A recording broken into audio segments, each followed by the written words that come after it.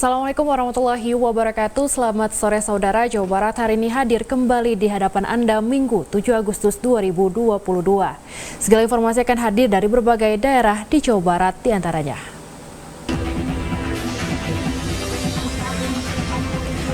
Menparekraf Sandiaga Uno menyatakan kenaikan tarif tiket ke Pulau Komodo untuk pertumbuhan sektor pariwisata.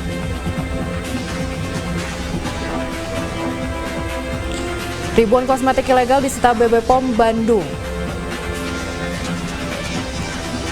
Seluruh jajaran TVRI Stasiun Jawa Barat menyelenggarakan kegiatan capacity building di Cikole, Kabupaten Bandung Barat.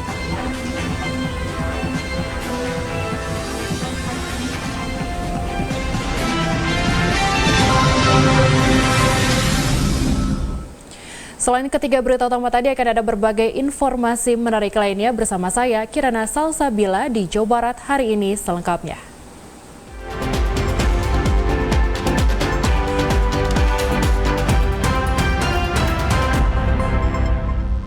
Saudara, kini kita jalan informasi yang pertama dari daerah Bogor.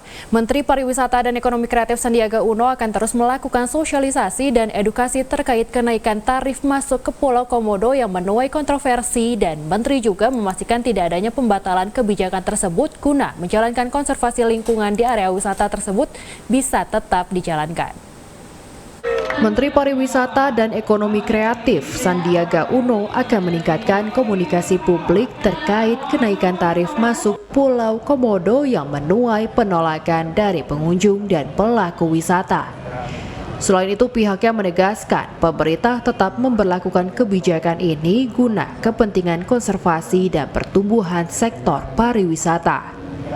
Sandiaga juga meminta agar kebijakan ini juga tidak menghambat laju pertumbuhan ekonomi karena adanya peningkatan sektor pariwisata hingga 10%. Sementara itu, Persatuan Hotel dan Restoran Indonesia (PHRI) berharap adanya perbaikan komunikasi dari pemerintah terkait kebijakan tersebut.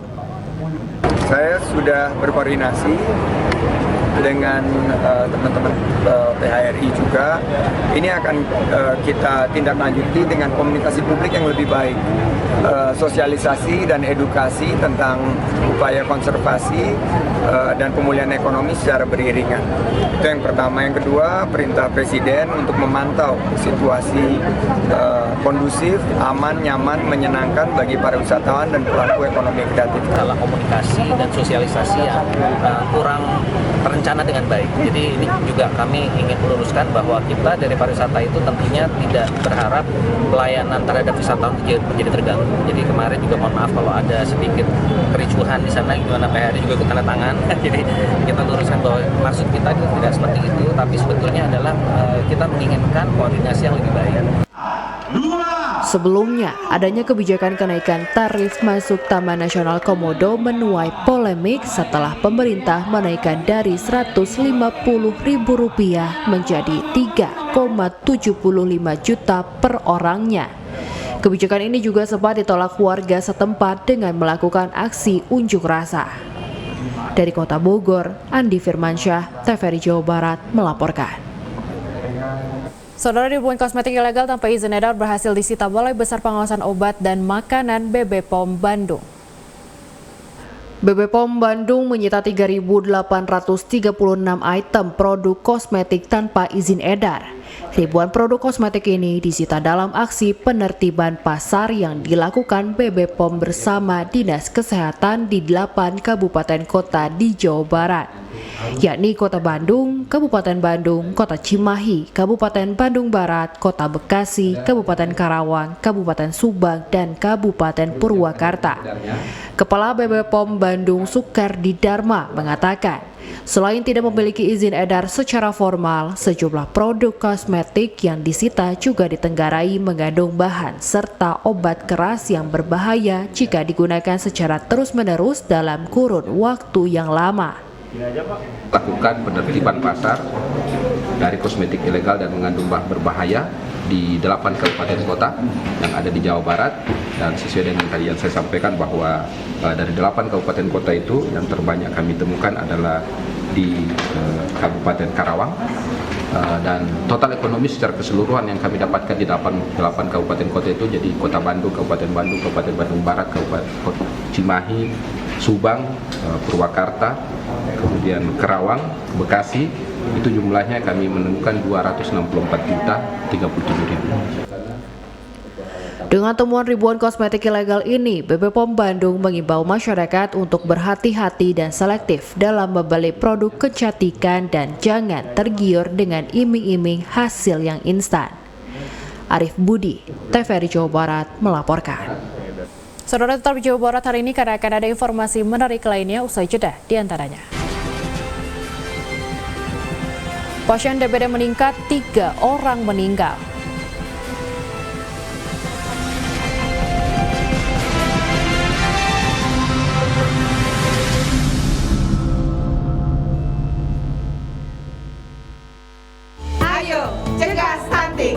Kunjungi bidan andalan Anda untuk merencanakan dan mengatur jarak kehamilan untuk tumbuh kembang buah hati yang optimal.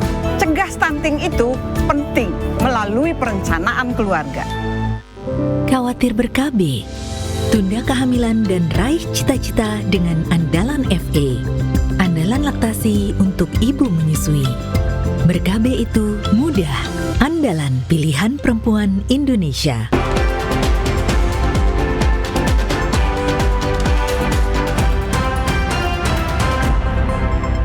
Terima kasih Anda tetap menyaksikan Jawa Barat hari ini. Kini kita jalan informasi selanjutnya. Sejumlah pasien DBD saat ini tengah menjalani perawatan di RSUD Kota Bogor, Jawa Barat. Sementara Dinas Kesehatan menyatakan kasus DBD pada tahun ini mengalami peningkatan dan 3 orang meninggal dunia karena DBD. Dampak cuaca tak menentu mengancam penyakit berbahaya. Di RSUD Kota Bogor ini, jumlah pasien penderita DBD yang dirawat pada Juli sebanyak 49 kasus yang didominasi anak-anak. Kasus DBD yang dirawat di rumah sakit milik Pemkot pada tahun ini cenderung mengalami penurunan. Sementara itu, Dinas Kesehatan Kota Bogor mencatatkan kasus demam berdarah di wilayah Bogor mulai menunjukkan angka peningkatan dibandingkan tahun lalu. Hingga Juli 2022 tercatat sebanyak 140 kasus DBD yang tersebar di sejumlah rumah sakit di Kota Hujan. Bahkan 3 orang dinyatakan meninggal dunia. Baik, untuk di RSUD saat ini kasusnya masih fluktuatif. Walaupun di Januari sempat paling tinggi kasusnya ada 139, cuman di bulan Februari sampai dengan bulan Juli itu kasusnya sudah menurun di angka kisaran 40 sampai 49. Biasanya pasien datang dengan demam tinggi ya, demam tinggi, nyeri otot, nafsu makan turun, untuk anak-anak yang paling banyak kasus. Pasien DBD yang dirawat di RSUD Kota Bogor saat ini kondisinya sudah mulai membaik. Pihaknya juga menghimbau masyarakat untuk menjaga kebersihan lingkungan rumahnya. Dari Kota Bogor, Andi Firmansyah, TVRI Jawa Barat melaporkan. Saudara, pemerintah Kota Cirebon, Jawa Barat terus mendorong capaian imunisasi lengkap bagi anak usia 9 hingga 59 bulan. Imunisasi lengkap ini bertujuan untuk mencegah penyakit berbahaya seperti campak dan rubella pada anak-anak. Pemberian imunisasi dasar lengkap untuk anak terus digenjot pemerintah Kota Cirebon dalam program Bulan Imunisasi Anak Nasional atau BIAN.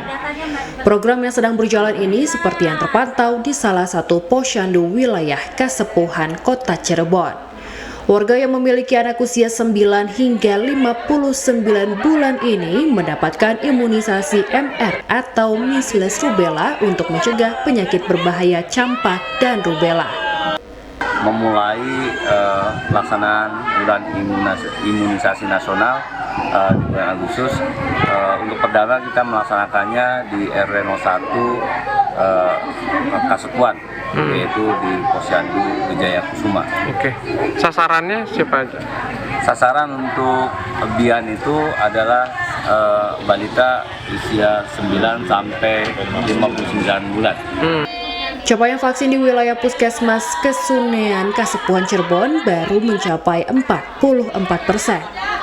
Ini dikaitkan juga dengan kaitan dengan bulan penimbangan balita dan bulan vitamin A.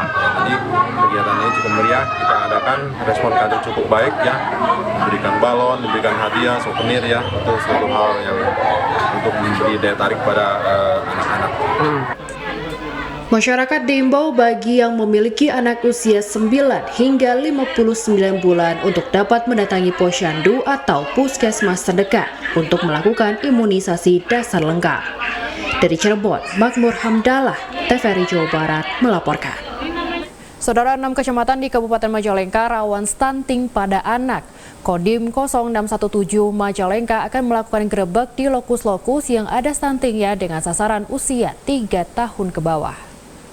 Di Kabupaten Majalengka sendiri, sedikitnya 2.930 anak teridentifikasi stunting dan kondisi terbanyak dialami wilayah Kecamatan Sumberjaya. Untuk itu, Kodim 0617 Majalengka akan melakukan gerebek stunting bersama Pemkab Majalengka, Polri, dan jajaran Koramil. Pada kesempatan itu, Wakil Bupati Majalengka, Tarsono D. Mardiana akan segera turun ke lapangan memverifikasi secara detail. Ayo semuanya menjadi bapak asuh anak-anak stunting yang ada di Majalengka. Kita gandeng semua, yuk sama-sama ini. Biar semuanya ikut, biar semuanya bersama-sama, instansi lainnya juga bersama-sama, bergerak bersama dalam rangka mengurangi angka stunting yang ada di Majalengka.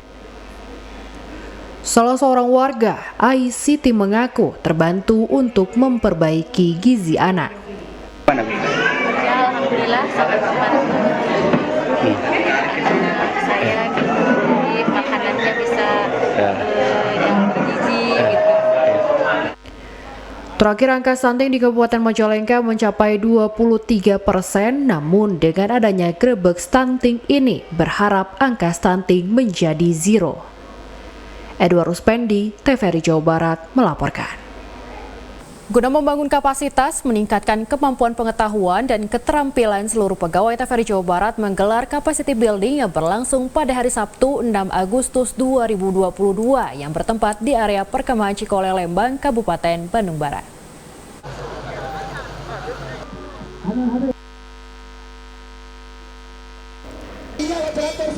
Capacity building dengan menerapkan nilai-nilai dasar ASN berakhlak diselenggarakan seluruh jajaran TVRI Jawa Barat. Dalam kegiatan ini, peserta dibagi menjadi 6 tim sesuai dengan core values ASN yang berorientasi terhadap pelayanan. Terdiri dari tim kompeten, akuntabel, harmonis, loyal, dan tim adaptif. Acara yang dipandu langsung oleh Kepala TVRI Stasiun Jawa Barat Akbar Sahidi dimulai sejak pukul 8 pagi hingga jam 3 sore berlangsung seru dan cukup menghibur para peserta. Dalam acara capacity building yang terdiri dari peningkatan kapasitas dan pembangunan karakter melalui kegiatan outbound atau pola permainan untuk meningkatkan kapasitas pegawai dalam menjalankan tugasnya. Hal ini dilakukan guna memotivasi diri dan meningkatkan hubungan kerjasama saat bertugas. Akbar Sahidi yang lincah dan energik membuat para peserta tidak ada yang melewatkan kesempatan sedikit pun dari berbagai lomba yang dituangkan dalam bentuk permainan yang mengedukasi. Kasubag Tata Usaha TVRI Stasiun Jawa Barat, Iin Suprihatin, mengatakan, kegiatan ini hendaknya para pegawai dapat meningkatkan kerjasama dan kekompakan dalam tugas. TVRI Stasiun Jawa Barat adalah untuk menjalin silaturahim di antara sesama pegawai TVRI Stasiun Jawa Barat, kemudian menjalin kebersamaan, meningkatkan kompetensi, kemudian kegiatan ini juga merupakan edu kreatif bagi karyawati TVRI Stasiun Jawa Barat. Banyak pelajaran yang diperoleh dari kegiatan ini. Kerja keras yang dilakukan secara solid, bersinergi, dan berkesinambungan, maka kekompakan tim yang baik akan diperoleh. Berbagai tanggapan pun disampaikan dari para peserta.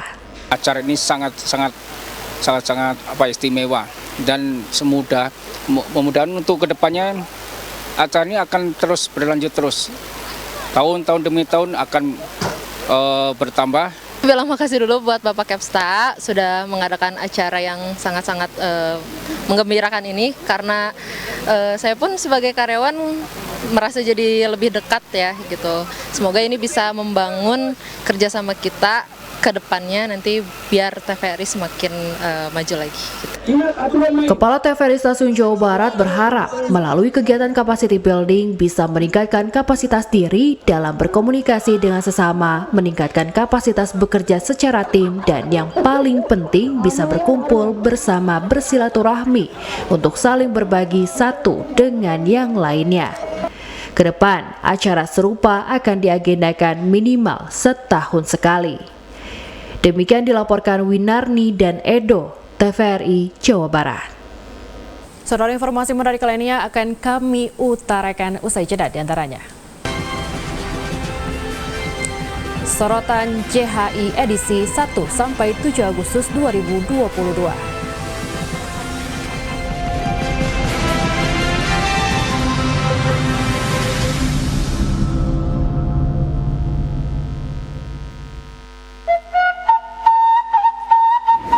Sekarang mah kopi Jawa Barat sudah mendunia. Kira-kira kalau ngejualnya itu bisa langsung apa gimana? Nggak bisa, Kang. Kalau kita mau ngirim kopi ke luar negeri mah nggak kayak jualan bala-bala tuh. Main jual-jual aja, harus ada sertifikasinya, harus ada uji mutunya. Baru kita bisa kirim kopi ke luar negeri. Kalau uji mutu kopi itu adanya di BPSME Agro Bandung, Kang. Nu aya di Cinunuk. Cinunuk, ya saya pernah lewat. Oh iya, di situ. Ayo buat ekspor. Ya benar-benar. Siap lah. Oke, gaskeun, Bro. Kopi juara, jalan juara.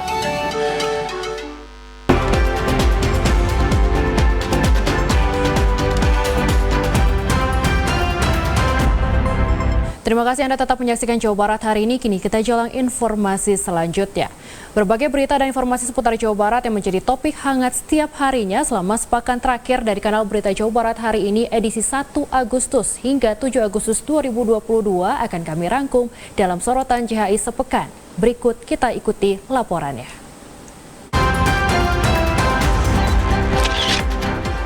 Momentum peringatan Tahun Baru Islam 1 Muharram 1444 Hijriah dirayakan ribuan jemaah Syarikat Islam bersama sejumlah ormas Islam Jawa Barat di wilayah Kabupaten Bandung dengan mendeklarasikan gerakan nasional anti-Islamfobia. Peristiwa ini menjadi topik utama Berita Jawa Barat hari ini, Senin 1 Agustus 2022. Deklarasi Gerakan Nasional Anti-Islamfobia atau GNAI dilakukan secara simbolis dengan penandatanganan bersama baligo Deklarasi Anti-Islamfobia oleh sejumlah tokoh perwakilan ormas Islam. Pada Selasa 2 Agustus 2022, Berita Jawa Barat hari ini menyoroti sidang lanjutan dugaan suap dengan terdakwa Ade Yasin, Bupati nonaktif Bogor yang digelar di Pengadilan Tipikor Bandung. Dalam sidang putusan sela tersebut, Majelis Hakim tidak mengabulkan eksepsi terdakwa dan akan menjalani sidang pemeriksaan saksi yang terdiri 5 orang berasal dari Pemkab Bogor dan BPK Daerah Jawa Barat. Kuasa hukum terdakwa tetap meminta agar terdakwa dihadirkan dengan alasan bisa lebih jelas mendengar keterangan saksi dapat hadir di persidangan. Mantan Bupati Bogor Rahmat Yasin yang telah menjalani hukuman sejak tahun 2021 lalu karena kasus korupsi Lembaga Pemasyarakatan atau Lapas Sukamiskin Bandung dinyatakan bebas dengan status bebas bersyarat Rabu 3 Agustus 2022. Sebelumnya Rahmat Yasin divonis bersalah karena menerima gratifikasi dari SKPD di pemerintah Kabupaten Bogor dengan total 8,9 miliar. Berita Jawa Barat hari ini pada Kamis 2022 mengangkat kegiatan Wakil Presiden Republik Indonesia Ma'ruf Amin yang melantik 1992 peraja muda lulusan IPDN Angkatan 29 secara daring di 2 tempat. Dari 1992 orang, 9 diantaranya dilantik langsung di Istana Wakil Presiden RI Jakarta. Wapres Ma'ruf Amin mengharapkan para pamong praja memiliki motivasi untuk meningkatkan kompetensi dan kualitas diri dalam mengisi jabatan fungsional yang mengutamakan keahlian. Wapres juga mengingatkan pamong praja muda untuk tetap menjaga identitas dan jati diri bangsa dalam melaksanakan tugas serta pengabdian kepada bangsa dan negara. Kejaksaan Negeri Kabupaten Tasikmalaya dalami kasus dugaan korupsi dana program Indonesia Pintar (PIP) di 130 sekolah SMA SMK di Kabupaten Tasikmalaya diangkat dalam Berita Jawa Barat hari ini, Jumat 5 Agustus 2022. Pemotongan dana program Indonesia Pintar itu dilakukan oleh oknum sekolah dengan pemotongan 10 hingga 20% dari tiap siswa.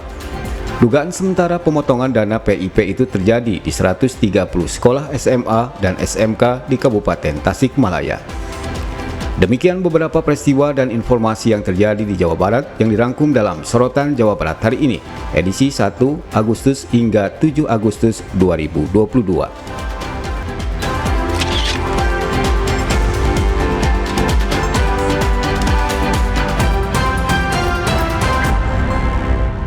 Saudara, informasi menarik lainnya akan kami sampaikan usai jeda, diantaranya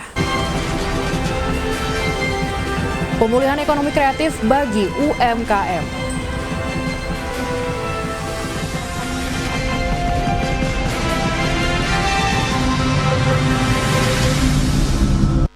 Terima kasih Anda tetap menyaksikan Jawa Barat hari ini. Kini kita jalan informasi selanjutnya dari daerah Bandung. Guna membantu UMKM agar tetap bisa bertahan pasca pandemi, KKN PPM Unpad menyelenggarakan pelatihan melalui webinar. Pandemi yang terjadi selama 2 tahun lebih merupakan masa sulit bagi pelaku usaha, khususnya UMKM. Hanya mereka yang memiliki jiwa yang tangguh, pantang menyerah, serta kreatif yang dapat bertahan. Untuk itu, KKN PPM Integratif Unpad menyelenggarakan pelatihan melalui webinar dengan tema Pemulihan Ekonomi Kreatif untuk mencapai well-being pada UMKM. Jadi webinar ini pada dasarnya adalah pemulihan, bagaimana pemulihan ekonomi kreatif para UMKM ya agar bangkit. Karena sekarang adalah kondisi di mana kita semua harus bangkit dari keterpurukan. Webinar menghadirkan pembicara kunci Dewan Perwakilan Pusat Industri Kreatif Indonesia, Kawendra Lukistian. Entrepreneur terlebihnya di bidang di sektor ekonomi kreatif bukan sekedar mindset juga, tapi bagaimana memberikan nilai berkeadilan. Entrepreneur selalu memikirkan bukan hanya untuk dirinya sendiri, tapi bagaimana memberikan manfaat untuk orang lain. Sementara Guru Besar Fakultas Psikologi Unpad, Diana Harding, menekankan pentingnya kesehatan mental bagi pelaku UMKM agar mereka dapat kreatif dan inovatif. Dari Kota Bandung, Doni melaporkan.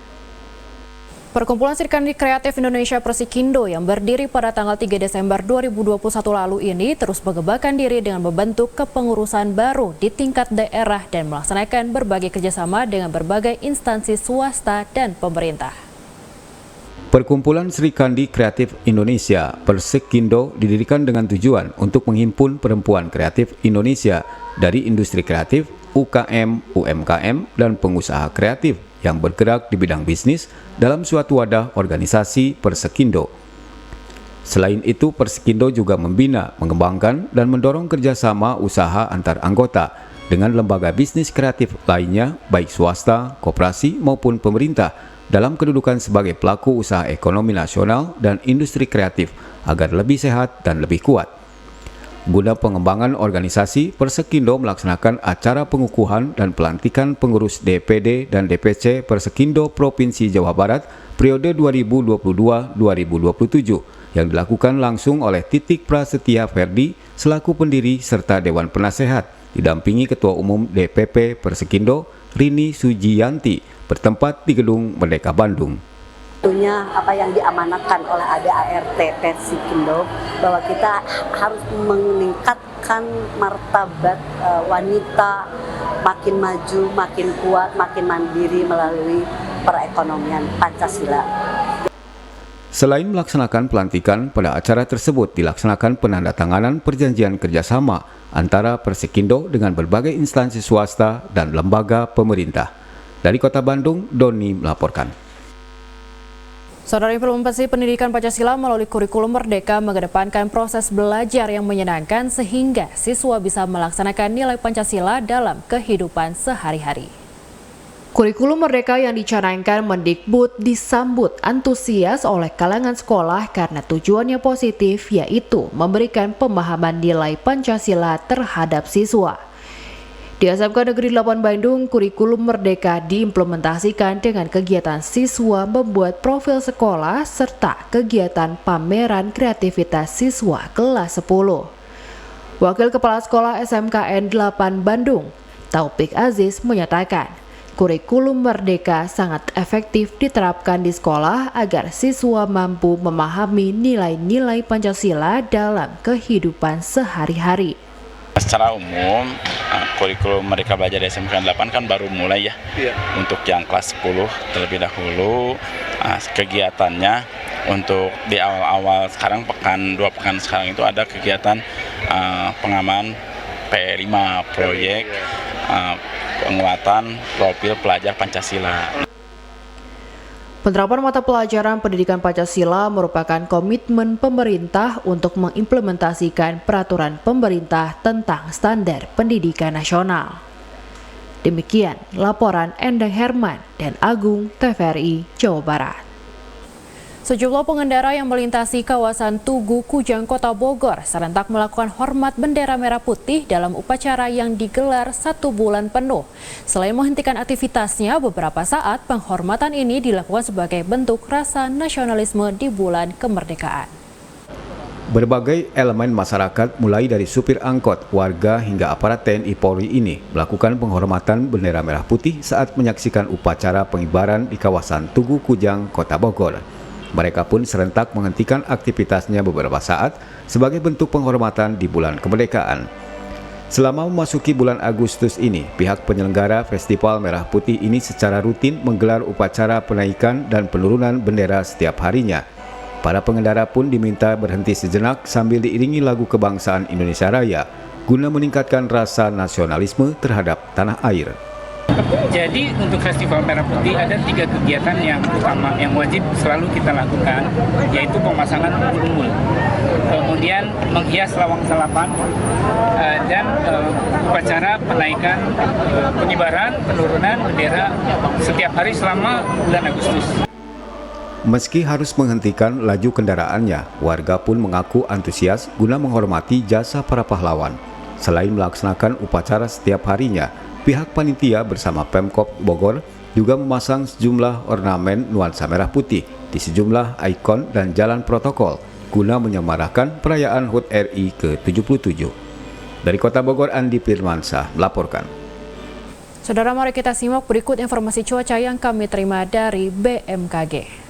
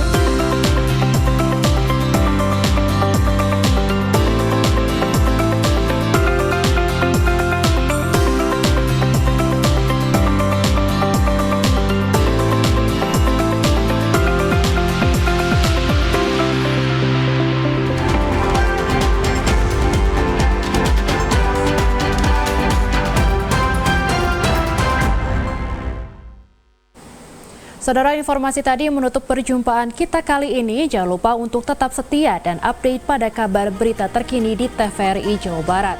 Tetap patuhi protokol kesehatan dan melakukan vaksinasi. Saya Kirana Salsabila mewakili seluruh kerabat kerja yang bertugas mengucapkan terima kasih dan sampai jumpa.